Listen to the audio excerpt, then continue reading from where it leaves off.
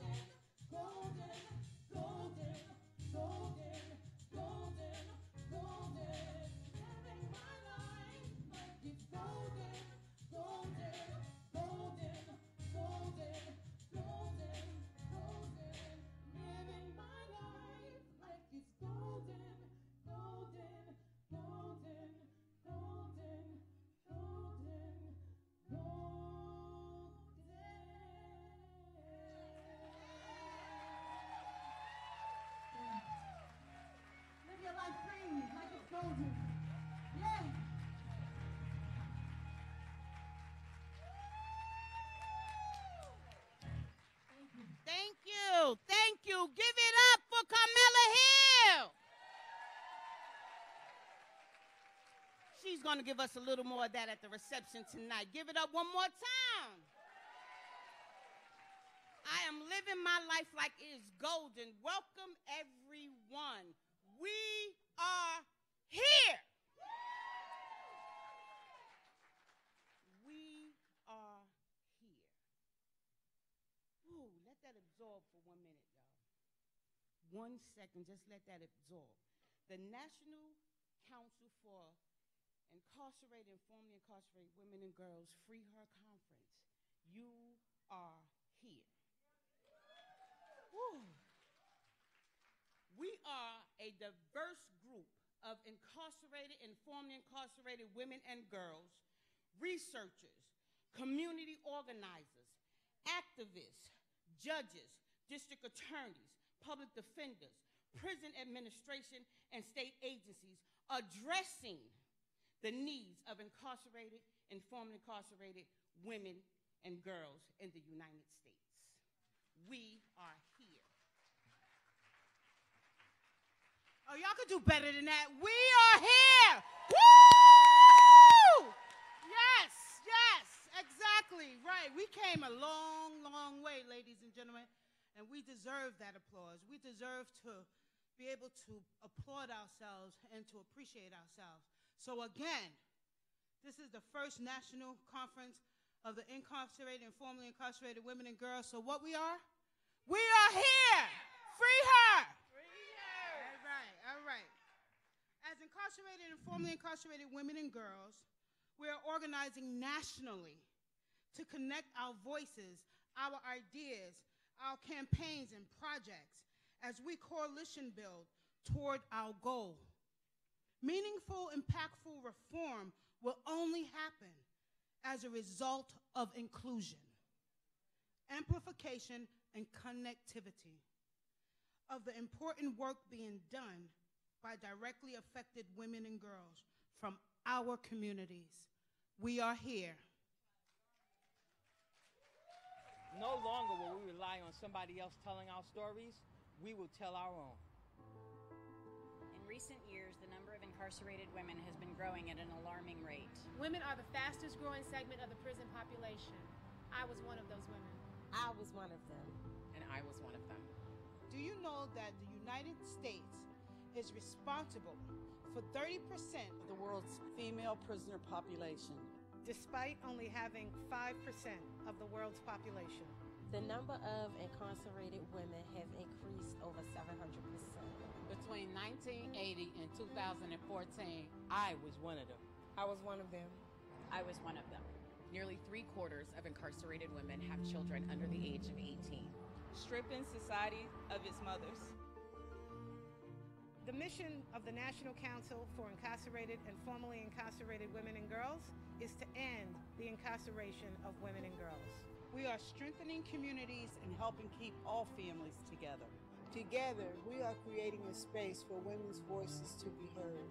Together, we can build momentum to free her. free her. Free her. Free her. Free her. Free her. Free her. Free her. Free her. Free her. Hashtag free her.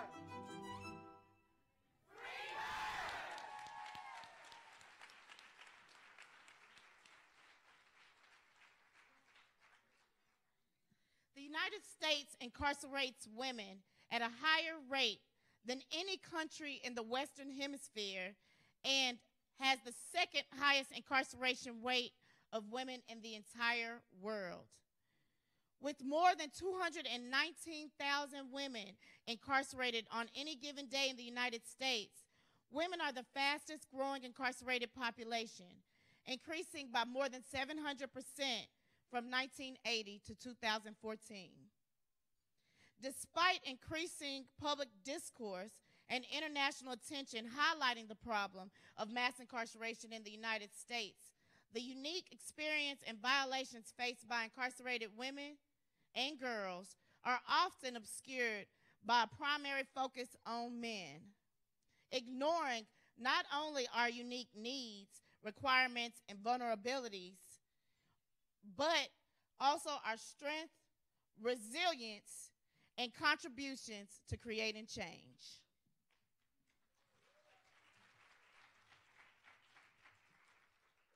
The National Council has begun to make an impact in this area, and we strive to continue our work to raise awareness about the needs of incarcerated and formerly incarcerated women and girls and their leadership within the criminal justice reform space. The Free Her Conference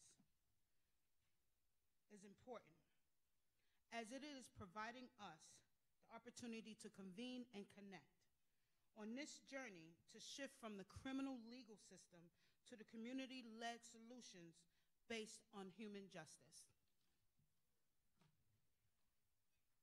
All right, so give it up for yourselves, everybody. We're here. All right, so it's my humble pleasure to introduce Nicole Porter of the Sentencing Project. Nicole?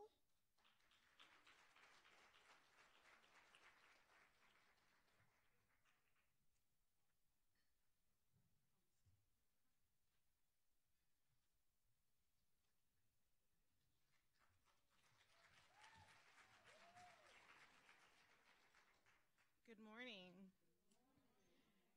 I want to thank the National Council for inviting the Sentencing Project to participate today and inviting me and my colleague Nazgul, who's going to be coming up next to present some remarks and comments on trends in women's incarceration. I was invited to introduce the Sentencing Project to you all so that everyone in the room is aware that the Sentencing Project is a partner in this work for the National Council and the other organizations and individual organizers represented here today. So as a research organization, our tactic and our contribution to this space is providing information, but I know that behind each statistic that we present represents a person, an individual, like many of the folks represented in the room here today, represents an individual like my brother, my twin brother who was locked up when we were both in our early 20s, and his experience, his incarceration, helped to politicize me when it came to mass incarceration. I know that behind each data set that the Sentencing Project uses to tap into information and paint a picture of the impact of mass incarceration, the collateral impacts of mass incarceration, represents a neighborhood much like the one I grew up in, north of Houston, where many of my friends and kids in my block ended up in jail or prison at some point by the time we had aged into our mid to late 20s. And I know that behind each percentage point is a child, a young girl or boy who has to visit their mother in a prison waiting room and who has to live every day with the fact that their loved one may have been disappeared behind prison walls. So the Sentencing Project is a research and advocacy organization. We have many priorities and upcoming projects that we hope to be partnering with you all on. Later in the year, we're going to be releasing some materials that come to life sentences and launching some advocacy initiatives related to that work. We're in electoral season. I hope everyone in here who can vote is registered to vote, and we're fighting to expand the vote to people who are disenfranchised because of their felony conviction history. And we're going to be releasing some information in the next couple of weeks when it comes to that and bringing out some more information when it comes to voting. So at the Sentencing Project, I am the Director of Advocacy. I work specifically on state and local campaigns and partner with people who are leading this work and anchoring this work. So I hope to connect with as many of you as possible while I'm here over the next couple of days. Love to have one-on-one conversations and figure out a way to partner and support the work that you all are leading in your communities and your states back home. And it's my honor to introduce my colleague Nazgul Gadnoush, who is a senior research analyst at the Sentencing Project. Like I mentioned earlier, she's going to provide some remarks on trends in women's incarceration and girls' incarceration as well. She recently published a report on delaying a second chance, the declining prospects for parole on life sentences, and she anchors research on life prison terms and racial disparities for the Sentencing Project. And she also is the publisher of the Sentencing Project's Race and Justice newsletter. So it's my honor to introduce Nazgul, who we welcome to the stage right now.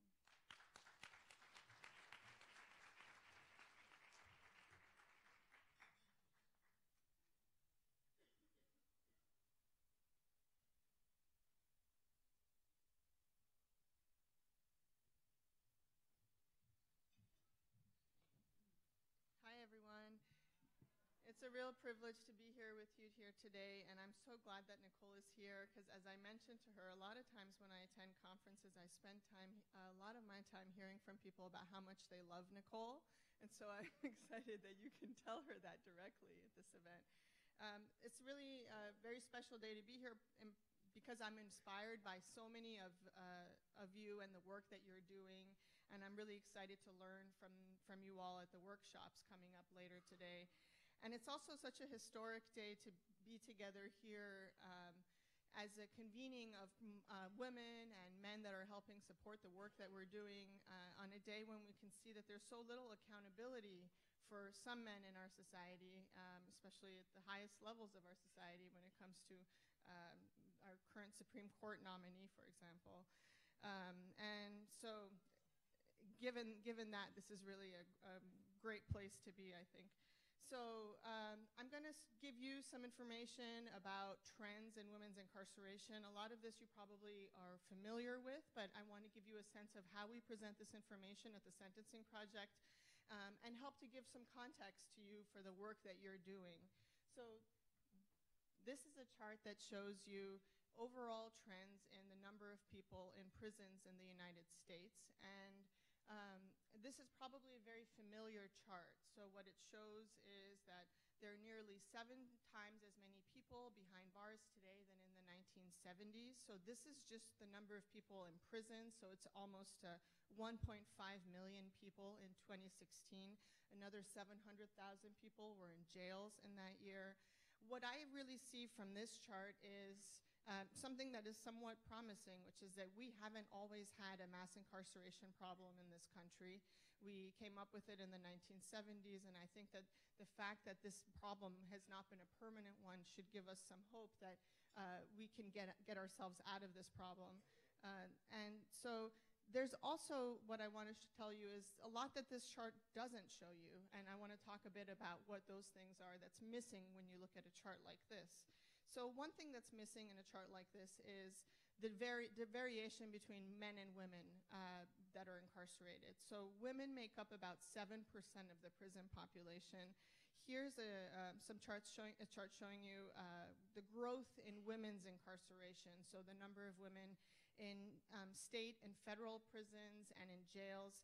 So what you can see here is that between 1980 and 2016, the number of incarcerated women increased by more than 700%.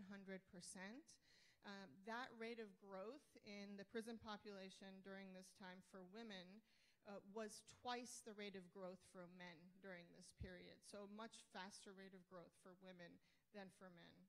So by 2016, there were almost 214,000 women behind bars in jails and in prisons across the country. The majority of these women, about 60%, had young children under the age of 18. Most of them are convicted of nonviolent offenses, so whereas the majority of men were convicted of violent crimes, most women were convicted of nonviolent crimes, so women are disproportionately impacted by the war on drugs in our country. They're also disproportionately impacted by the restrictions that we place on reentry for people with felony drug convictions. So when we limit access to food stamps and cash assistance for people that have felony drug convictions, that falls disproportionately on women, and in particular on women of color who are trying to take care of their children. There's also a lot of, I'll just focus on this. This page was going to show you a couple other statistics as well, but there's a lot of variation across the country in levels of imprisonment. As you heard earlier, Oklahoma's very high level of incarceration. So Oklahoma has incarcerated 100, so of every 100,000 women in Oklahoma, every 100,000 women in the state, 149 are in prisons. That compares to about, I think that I don't have the numbers here now, and I had it previously, but that's about triple the national average of the level of imprisonment for women. And it's way above the lowest levels that you can see in the country, which are in places like Massachusetts and Rhode Island, where that number is actually double digits, not triple digits. It's like 13 per 100,000. So when you look at an overall chart of trends in incarceration in the United States, well, one thing that you don't see is how extraordinary some states are doing in terms, how extraordinarily bad some states are doing compared to others. And Oklahoma is ground zero for that when it comes to women's incarceration, and as we heard, has also been experiencing a lot of progress in terms of reducing that count. So something else I just wanted to touch on is that when we talk about criminal justice issues, a lot of times we focus on prisons and jails because those are the harshest kinds of sentences that people can receive, but there's also a lot of people impacted by community supervision, parole, and probation.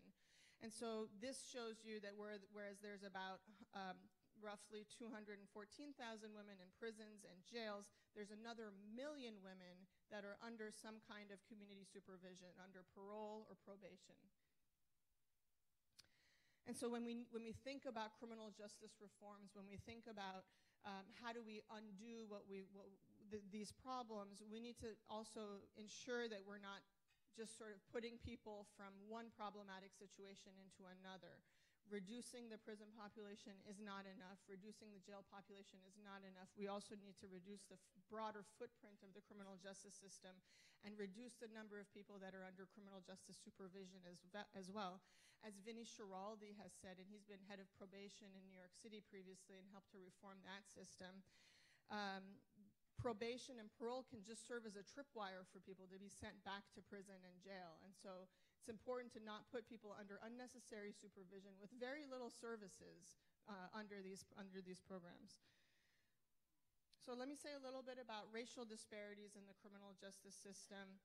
This is a chart that, this is a graphic that shows you the lifetime likelihood of going to prison. So based on the prison population in 2001, statisticians calculated for young men and women in our society, what are the chances that at some point in their lives they'll be sent to prison?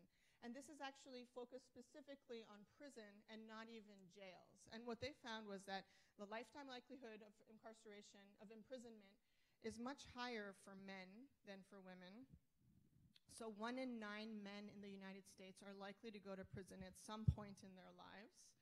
So that statistic is really different if you look at men by race. So 1 in 17 white men, but for African American men, it's 1 in 3, and 1 in 6 Latino men. For women, the lifetime likelihood of imprisonment is lower, 1 in 56, but again, you see very significant racial disparities. So it's African American women have the highest likelihood of being in prison at some point in their lives. 1 in 18 are likely to experience imprisonment if the level of incarceration in 2007 and its racial disparities stay the same over our lifetimes.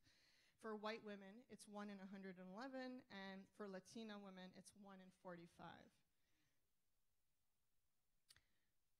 So this is a quote from Vivian Nixon. This is something that I heard her say at a conference previously. Is she here in the room today right now?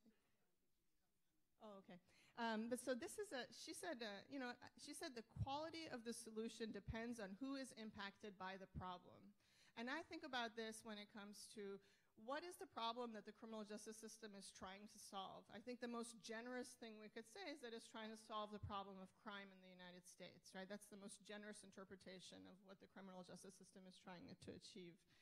People of color are disproportionately impacted by crime in the United States, and as I've written in the past, they are not the ones that are toughest on crime, even though they are most likely to experience crime. What a lot of African Americans and Latinos say is that they would like to have investment in their communities. They would like to have opportunities. These are things that help to get to the bottom of the crime problem that they're facing. But instead, this is what we get. And I also think about this quote when I think about the problem of mass incarceration, given that people of color disproportionately impact imprisonment and incarceration, given that if you look across our country, and surveys have shown this, white people are much less likely to be connected to somebody who's experienced incarceration and imprisonment compared to a person who's African American or Latino.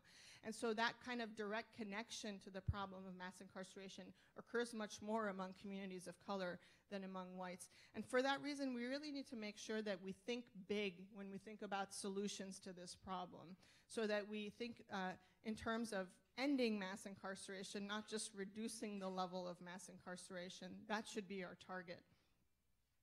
So there has been some progress in these areas, and I want to make sure to document that for you. So this is a chart showing you a significant decline in the level of imprisonment for African American women in the last decade or so. So between 2000 and 2016, the level of imprisonment for African American women has declined by 53%, has been cut in half. That is a testament to the work that a lot of you have been doing in this room.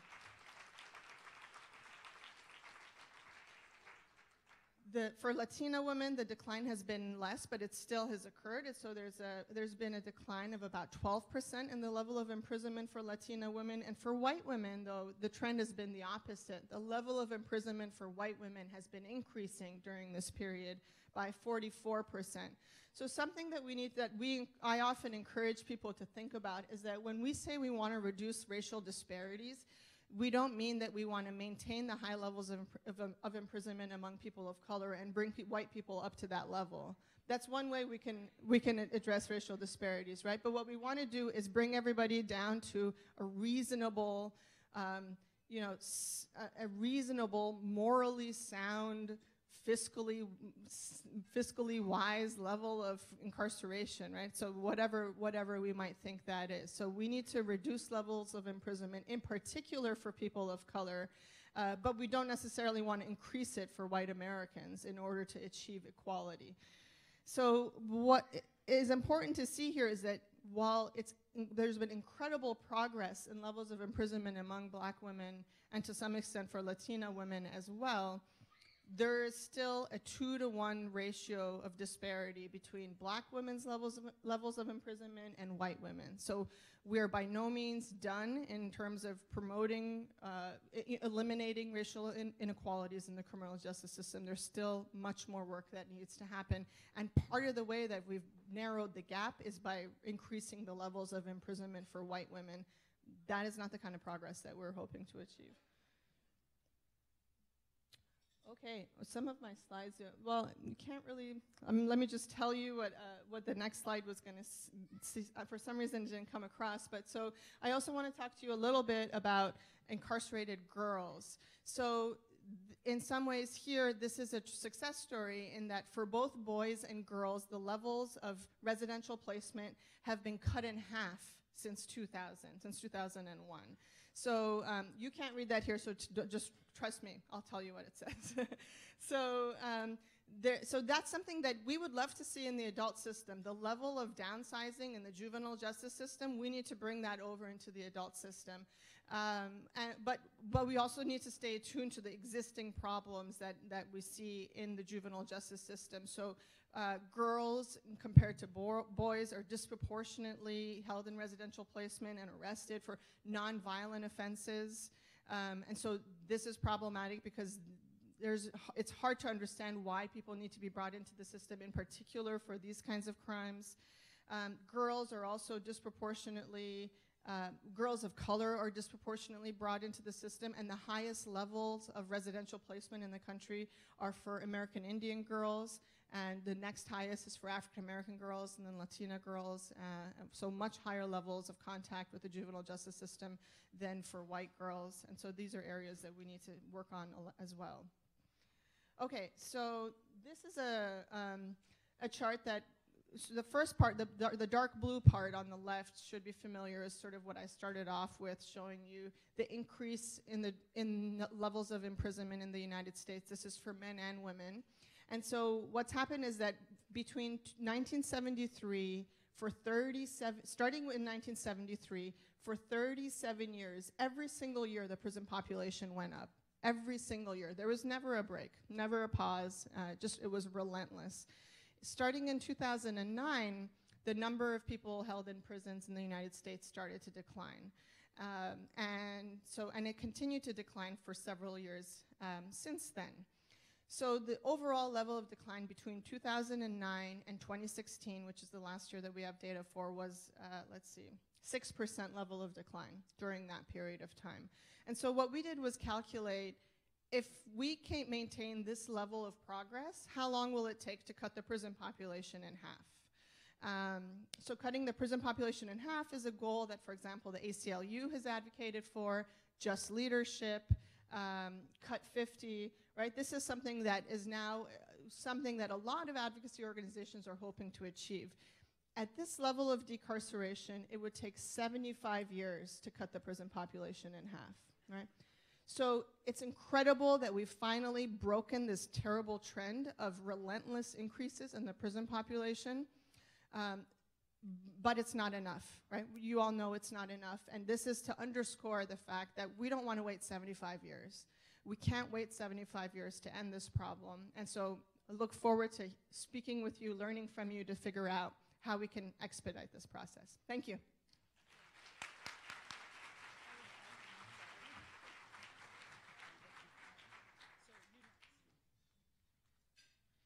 All right. So now I would like to introduce Ms. Kim Gilhully from Human Impact Partners. Kim, give it up for Kim.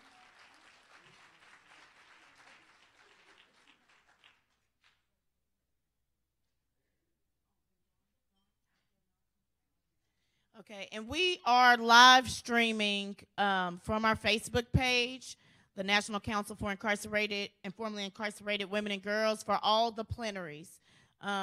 We are live streaming. So make sure you share the live stream and go on there and like and comment, please. Thank you.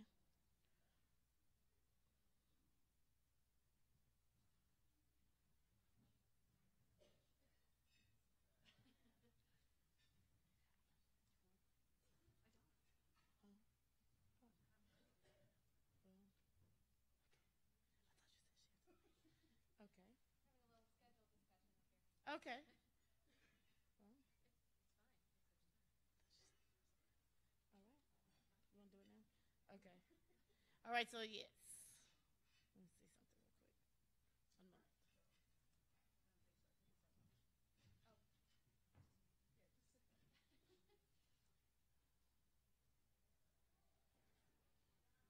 We apologize for technical difficulties, ladies and gentlemen. Sorry. Yeah. Sorry about that. We are bringing up Kimba Smith. Kimba Smith. Sorry. Sorry about that.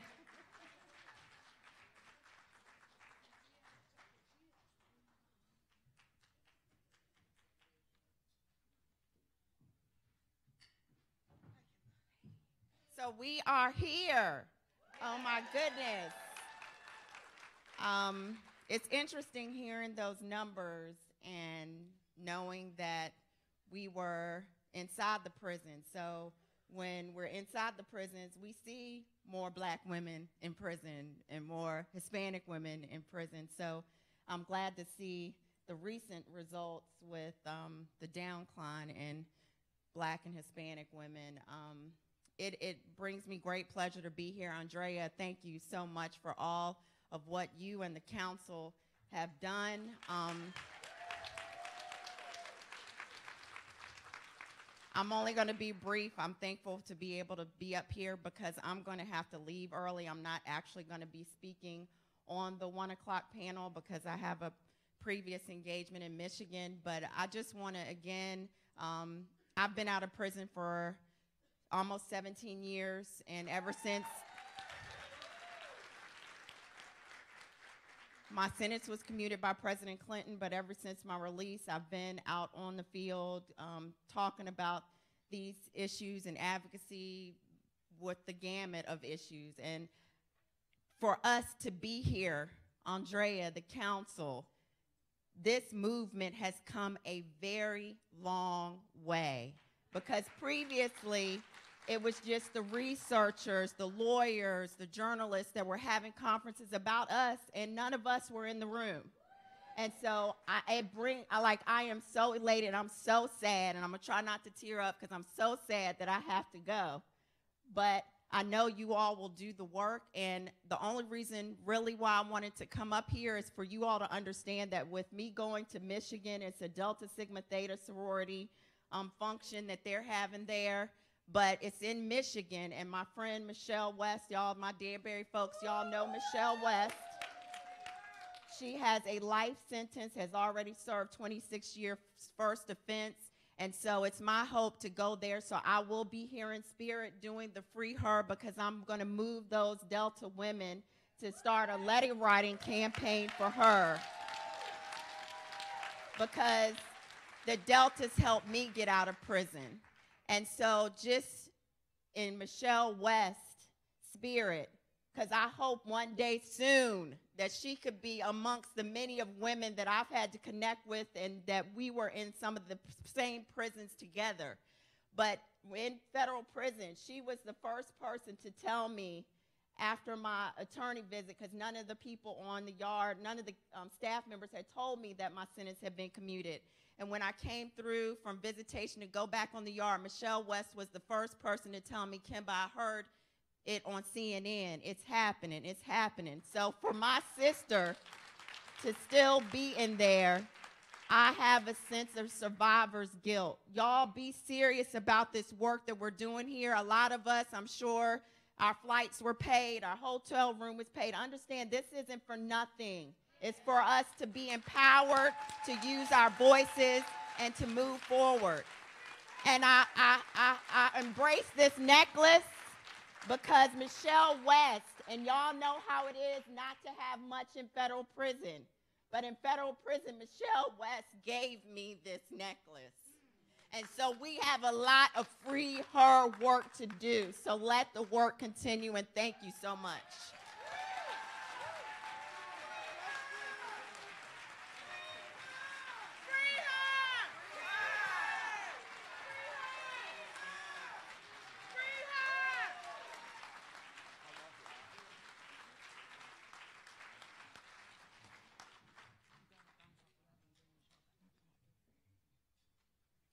Thank you, Kimba.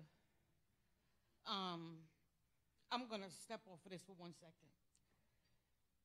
A lot of these women at this table right here I did time with, and those were my family when I wasn't around my family.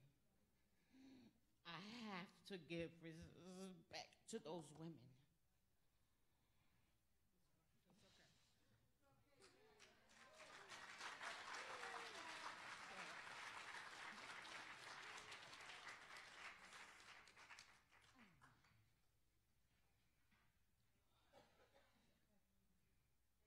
This is not a joke in this room.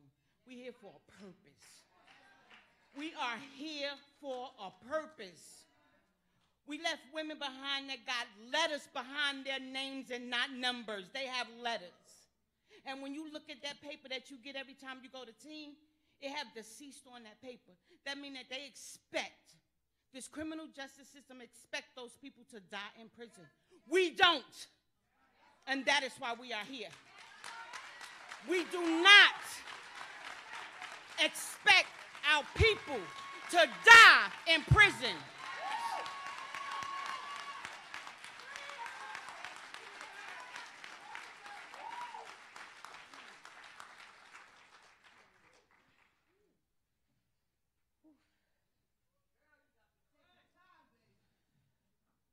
Thank y'all.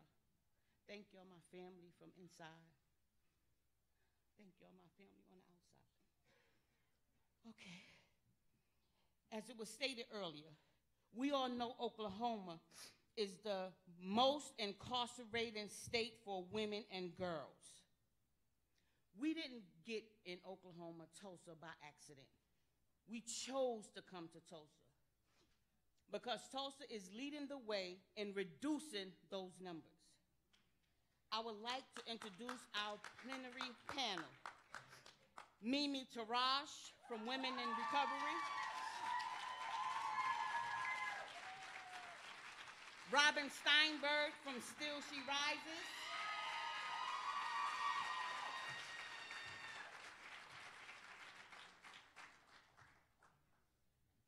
Dolores Canales. Did y'all say no? No? I'm sorry, hold on. I may be wrong, Dolores may not be up here. Y'all give me a minute, please. Okay. Sorry.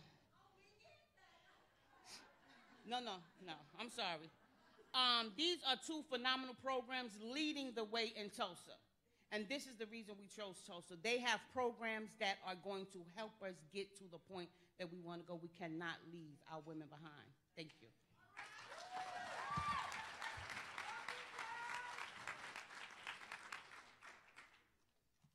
Oh, we need to breathe a little, don't we?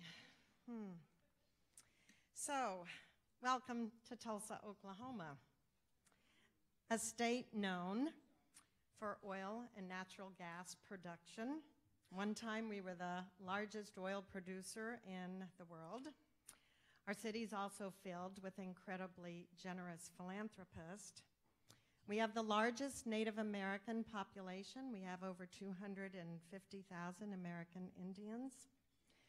I know some of you might disagree, but we think we have the best barbecue. But I bet that none of you know that Okmulgee, Oklahoma, actually has the world record for the largest pecan pie. Seriously.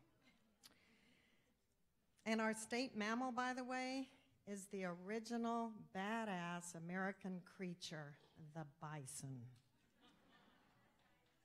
And new to our city this month is the Gathering Place, a world-class riverfront park that is vibrant, a must-see while you are here. So I hope you will look for your inner selves, and you will climb the castles, you will climb the elephants, and you will take beautiful strolls on their beautiful walking paths. But what you also need to know is that Tulsa is the tale of two cities. We're a home of the Tulsa Race Massacre of 1921. One of the worst incidences of racial,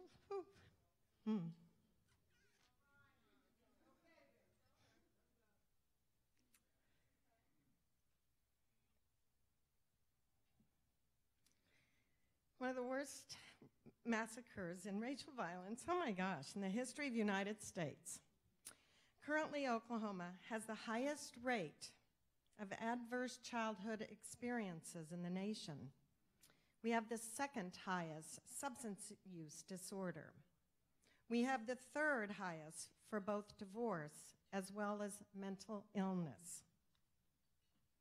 20% of our children live in poverty. And Oklahoma is the state that barred 62,000 people from voting due to their previous felony convictions. And as you know, and you will continue to hear, we incarcerate more women than any place in the world. You also have heard this morning that women are the fastest growing correctional population nationwide. And since the 1990s, Oklahoma incarcerates more women per capita than any place in the United States. From mass incarceration to holding people who have not yet been convicted of a crime in our county jails, there is so much brokenness within our criminal injustice system. And there's not an easy fix for this, but I do believe that we all play a vital role. I want to take a moment to thank every one of you for being here and to this conference, attending this conference, and to Andrea James. Some of you call her Andrea, I call her Andrea. To Andrea James and her amazing board of very courageous and powerful women who made this event possible. Thank you.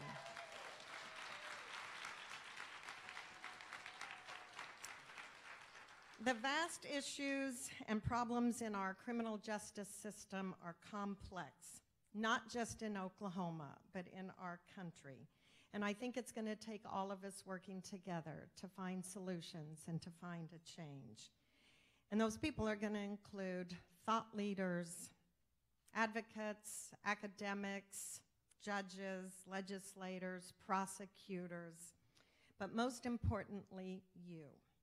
Women whose families and lives have been torn apart and forever altered as a result of the criminal justice system.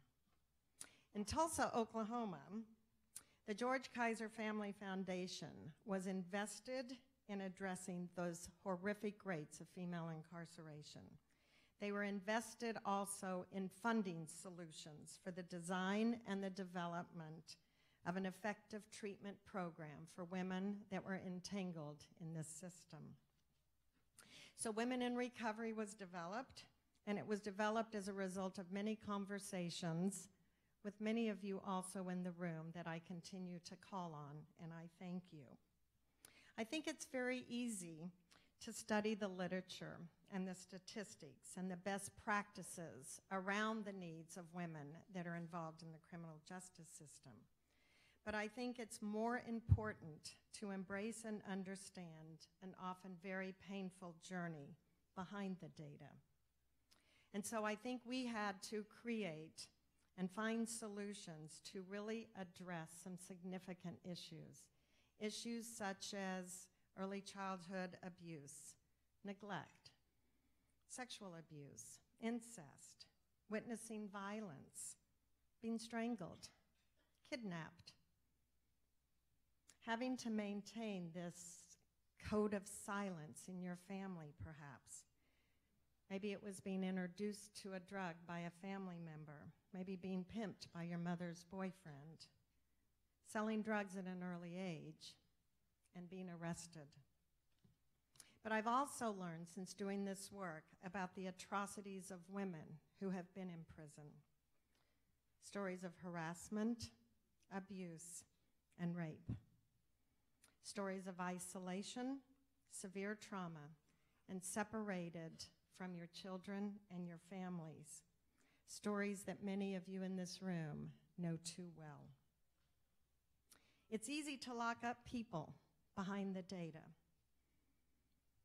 and give them a number instead of engaging them in understanding the brokenness of a human being and developing something that is compassionate. So without question, with our research that we did, we developed Women in Recovery in 2009. And what we had to do was to develop something to really create a practice that was trauma-informed, gender-responsive, addressing the very, very unique needs of women, their children, and their families. So after hearing the stories, I knew that jail or prison was not the answer or the solution.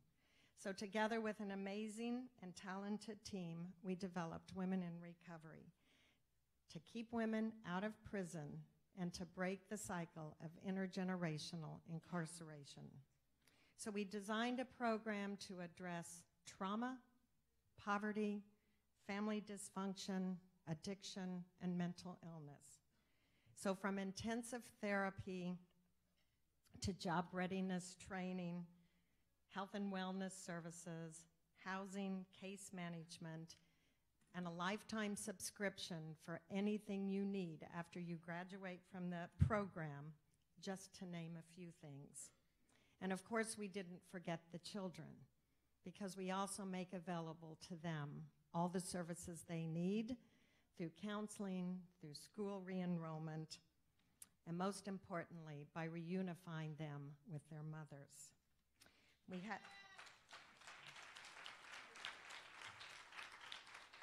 had to be tenacious. We had to be tenacious with prosecutors and judges, and we had to become a force within the criminal justice system.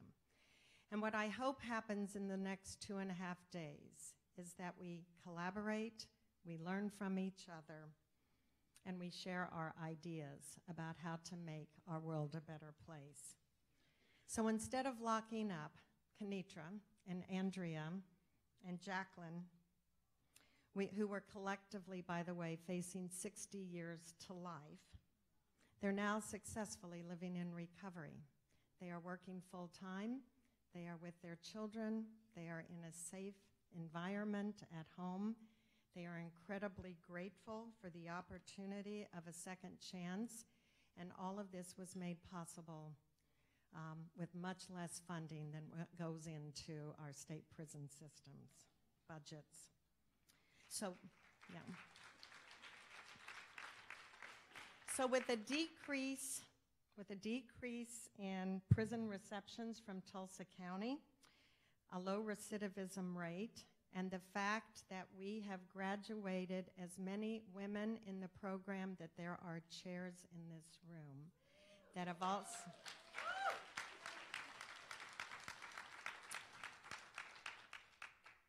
also resulted in the fact that we have impacted the lives of over 1,400 children. So nothing tells the story better than somebody who has experienced the hopelessness of prison, but the hopefulness of being in the Women in Recovery program. And with that, I'd like to introduce to you Shauna Jaggers. Thank you.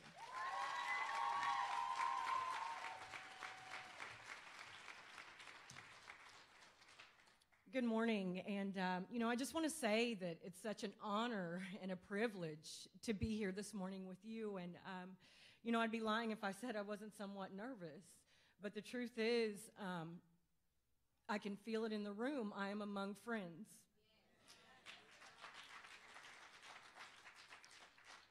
And I'm among family, and this is, for the first time in many, many years, I'm able to stand in my truth with women who are just like me. I don't have to hide anymore.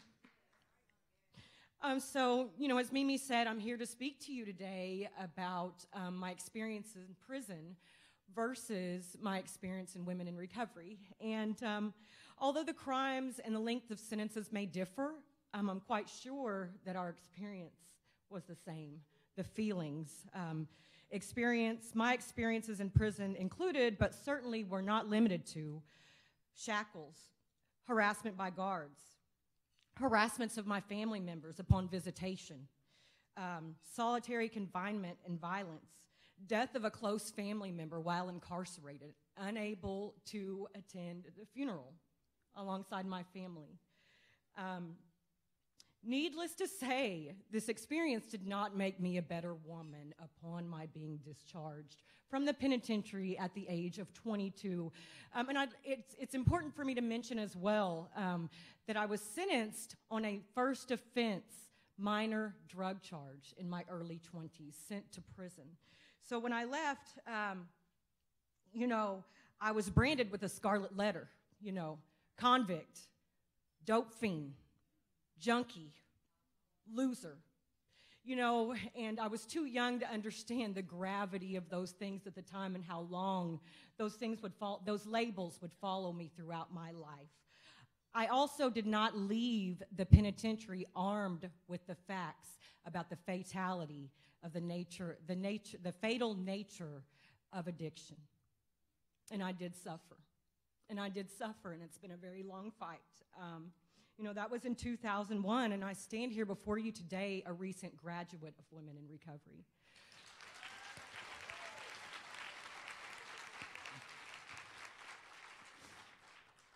I left the penal system a hardened woman, a woman full of rage on the outside, but what was really, really underneath all that black rage was a deep, deep sorrow. A deep, deep sorrow for opportunities lost. For time lost.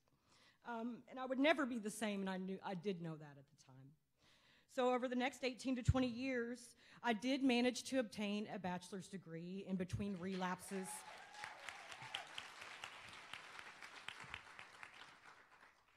But unfortunately, what I found was I wasn't given the same opportunities due to a felony conviction nearly 20 years ago. I was not given the same employment opportunities as my peers who graduated with me. And over time, those things wore on me. And being unarmed with the facts about my illness, the illness of addiction and alcoholism, I was bound to pick up a drink. And so I very innocently, one day, picked up a drink. 3 years later, once again, I was homeless. I bore little resemblance to the woman that you see standing before you today. I was falling asleep in my car. I'd been picked up on much more serious drug charges, you know. And I was in a hopeless, hopeless state, and I didn't know if it was worth even trying again to recover, because I just didn't know, honestly, if I was worth it, you know.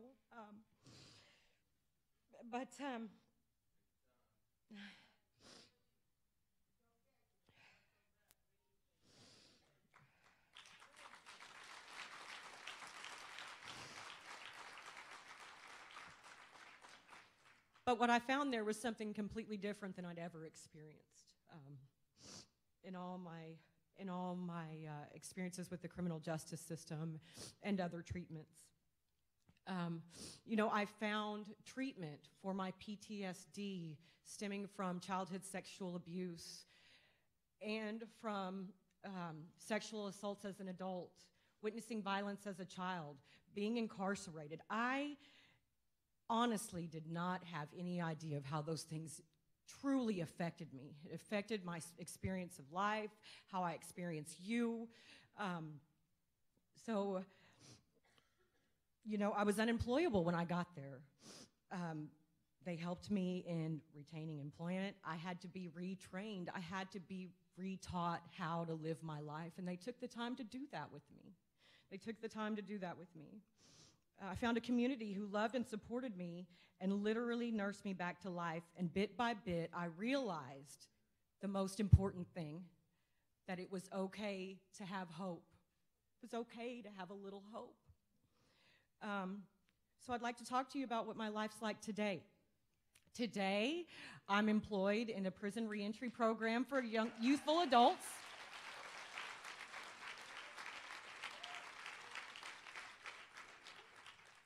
I'm not under supervised probation. I have a chance at a clean record in 3 years, a chance at freedom, true freedom. You know, I'm engaged. I'm in a healthy relationship with someone who loves me and treats me really well. I'm able to be a good daughter today. I'm able to be a good daughter to my mother. So when someone asks my mother in the grocery store, how's your daughter? She doesn't have to say she's in prison. I don't know where she is.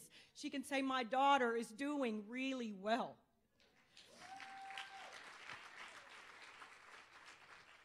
So I'd like to leave you today with a quote by Dr. Martin Luther King Jr. that just really speaks to this experience. And it says, "Darkness cannot drive out darkness.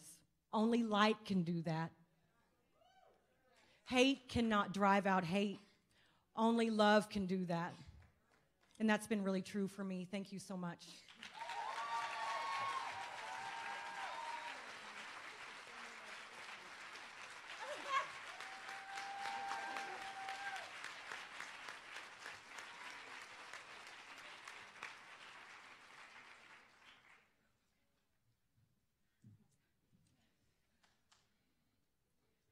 So, good morning. I'm going to talk a little bit about the work that we're doing here in Tulsa, Oklahoma, but I think there are a few things that should be said at the very outset. I am, and we are, and everybody in this room is deeply and painfully aware that our criminal legal system in this country targets and impacts only some of us. People of color, marginalized communities, low-income communities, and yes, disproportionately women and girls. But how that system operates, who it targets, who it seeks to ensnare and destroy and imprison, well, that implicates every single one of us in this country. That implicates me. It's that belief that 36 years ago led me to become a public defender, to try to get at the front end of the system and prevent mass incarceration before it begins. And it is that belief that brought me here to Oklahoma, this New York City, born and bred, lived there my whole life, brought me to Oklahoma 5 years ago to the ground zero of women's incarceration and incarceration generally. And I came down here 2 years ago to start what is now called Still She Rises, with a pioneering group of incredible advocates and lawyers who wanted to do something new and something different and something that would look at this problem at the front end of the system before mass incarceration starts. That could look at what are we doing at the very front end before women go into prison, and what can we do? So with the help and the support of the GKFF funders and others in this community, we started 2 years ago Still She Rises. It is the first public defender office in the nation dedicated exclusively and only to the representation of women and mothers in the criminal legal system.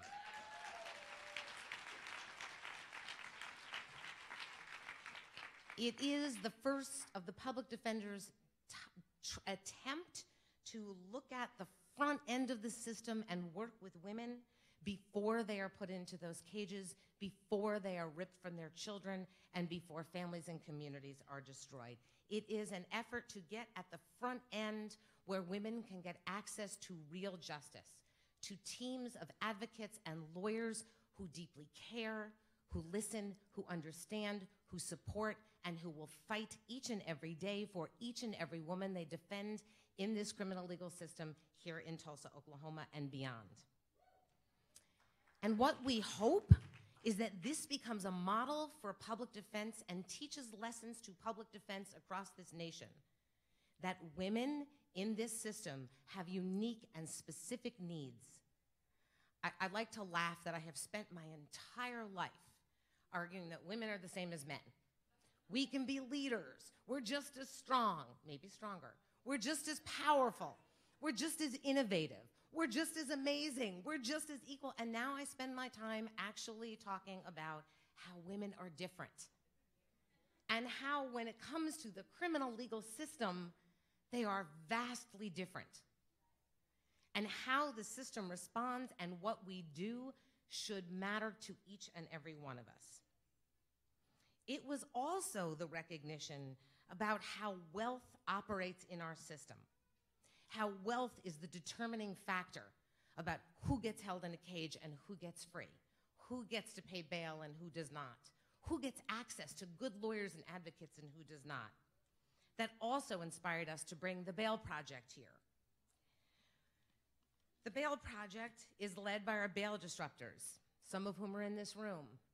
Dolores Canales, who's part of our central team at the Bail Project. Michelle Murphy, who leads our efforts here on the ground in Tulsa.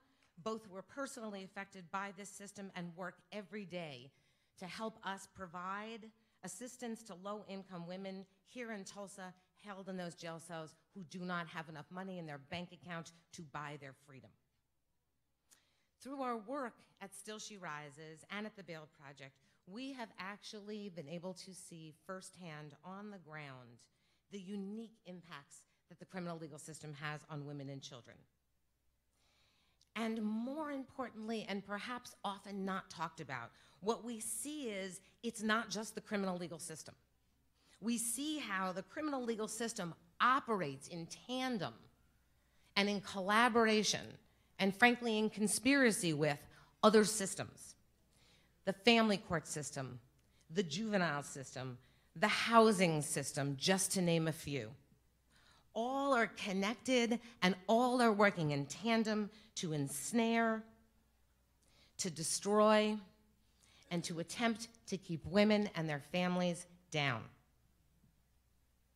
Over the past 18 months, we have represented over 500 women, and we have begun to challenge the systemic injustices that we see every day in the systems, as well as defend each and every woman at Still She Rises with all we have.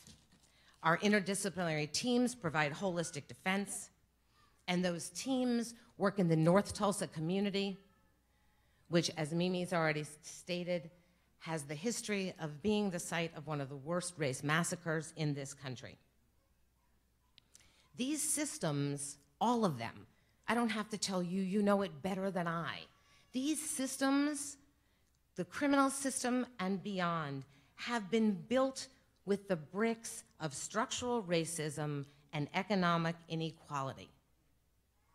And we all know bricks do not break easily, especially when they have been layered and cemented together by generation after generation of people who have been the beneficiaries of it.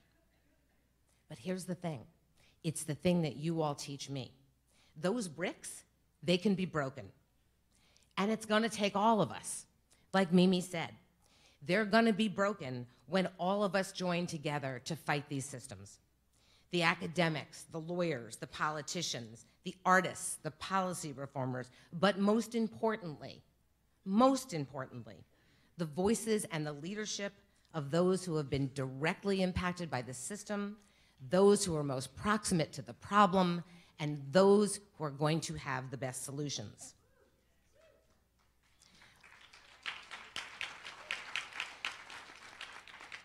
As we think about breaking those bricks, and as we think about the generations of oppression that we're breaking, we also have to put attention to re-envisioning what a system ought to look like. A system where women and girls and children are free. We named Still She Rises for Dr. Maya Angelou and for her incredible poem, And Still I Rise. Lots of times around Tulsa, when people ask about the name of the organization, you should hear what people say. It's up she rises, here she rises again. It's kind of the right idea. But it really was a tribute and an honor to Dr. Maya Angelou, who wrote the poem, And Still I Rise. It was a tribute, that poem, to women's resilience and survival, and to their ability to create love and family and community in the face of horrifying, degrading, dehumanizing systems that target them every day. So it is a poem, and our office's name is a tribute to each of you, because together you will rise, and together we will free her. Thank you.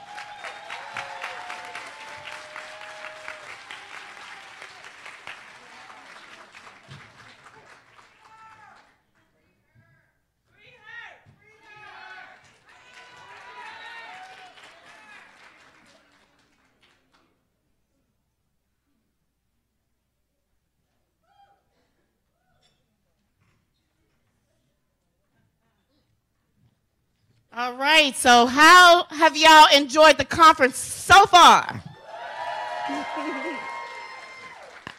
All right, and we're just getting started. So now it's almost breakout time, and this is how it works. So everybody should have their program, and there are several breakout sessions that you can choose from. There's going to be a time slot from 10:15 to 11:45, and then another set of breakouts from 12 to 1:30, and then we meet back in here for lunch after that.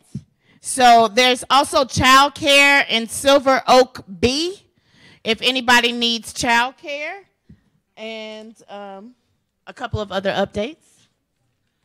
Okay, ladies, we're not going to keep you here too long, but I want to just say that we have had some powerful speakers come up here, and we need to just give them another round of applause, right?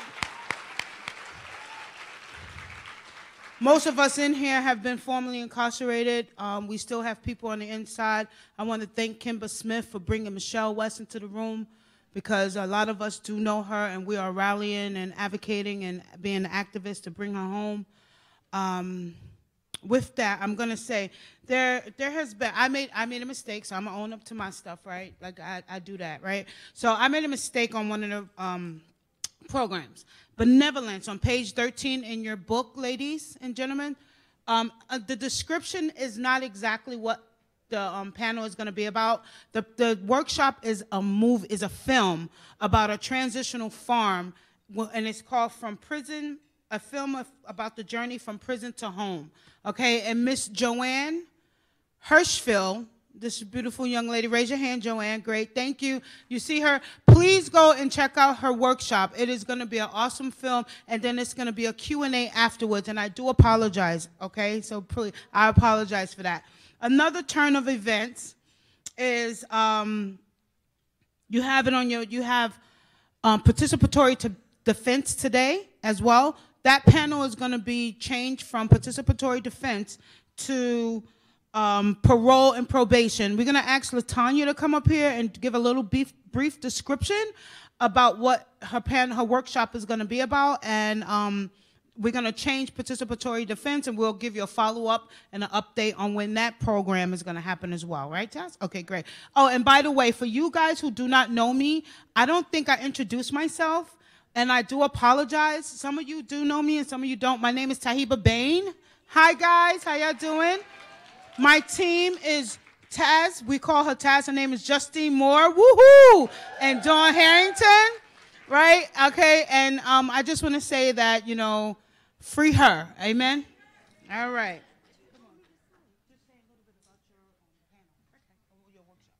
Good morning.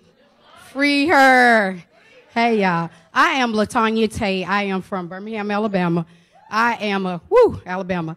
I am a retired probation and parole officer, formerly with the state of Florida Department of Corrections. Yes. I'm also a 2018 Soros Fellow, and my project is probation and parole. I am here to teach you how to navigate your way successfully and how to get off probation and parole and how to break down this system that's entangling so many of us. I am the mother of a formerly incarcerated young man who is currently on supervised parole, and I'm mad as hell. So I'm here today to teach you how to get off parole and how we're going to break this system down that's keeping us still not free. Woo! Okay, guys, without further ado, this is a wrap-up. We want to say thank you for enjoying this, coming and participating in this morning plenary. All the workshop are going to be up on the second floor. Find your room, go and enjoy, and have a great day. We'll see you here at 1:30, lunchtime. Oh, and we will have Camilla come back this evening. Okay, great. Hi. Free her! Free her!